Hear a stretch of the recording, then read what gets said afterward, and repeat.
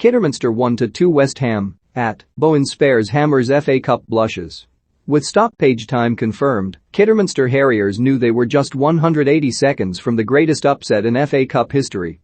The National League North team led from Alex Penny's goal in the 18th minute and were defending it with all their might as David Moyes threw on more of his Premier League stars from the bench in desperation. Never before had a team from the 6th tier of English football beaten any team from the top flight, and anticipation crackled inside Agborough Stadium as 90 minutes elapsed and Declan Rice picked up the ball and broke their hearts. Rice, the best midfielder in Europe and worth humongous money according to Moyes, carved through the red-shirted resistance and crashed a shot into the roof of the net to avert West Ham's embarrassment. On at halftime, it seemed as if Rice was the only difference between two sides separated by 113 league places, and here was an intervention to rekindle memories of Steven Gerrard in the 2006 FA Cup final against West Ham. A brilliant individual goal to the rescue and into extra time, and as penalties beckoned, Jarrod Bowen grabbed the winner in the 121st minute. So cruel for the home side, but they were determined to celebrate their extraordinary effort on this wonderful occasion. They ought to be proud, and they set off on a lap of honor to a standing ovation. There hasn't been a lot for them to cheer since the 5 years in the Football League ended in 2005, and the FA Cup have proved an inspiration, as it did 28 years ago when they toppled Birmingham and Preston before falling to West Ham, the only goal on that occasion, scored by Lee Chapman.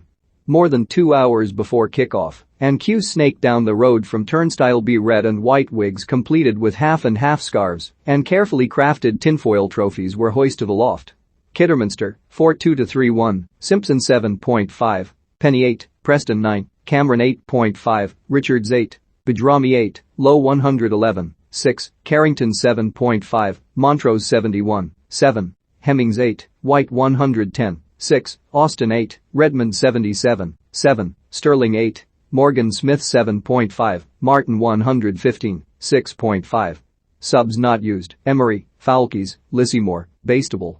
Goals, Penny 18 bookings, Cameron manager, Russ Penn 8 West Ham, 4-2-3-1, Areola 6, Fredericks 6, Diop 4, Dawson 46, 6, Zauma 6.5, Johnson 5, Cresswell 62, 6, Noble 5.5, Soucek 62, 7, Kral 4, Rice 46, 8, Yarmolenko 5, Benrahma 6.5, Vlasic 5, Fornal 76, 6, Bowen 7.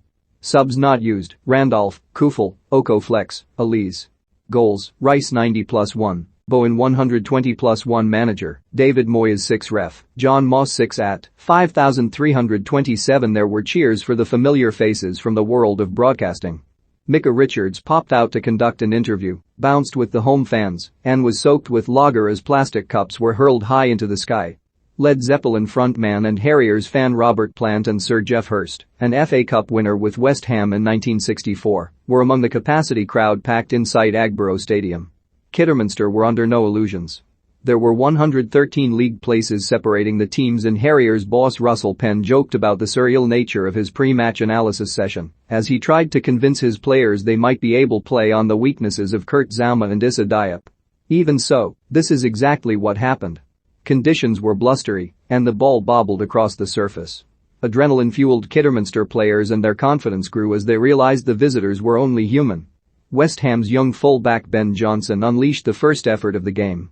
It sailed over from 25 yards and landed in the standing terrace of the five-star Windows North stand, where they bounced deliriously once the momentum swung their way. Alphonse Areola made strong saves to deny Sam Austin and Ashley Hemmings before the keeper on loan at West Ham from Paris Saint-Germain was fishing the ball out of his net.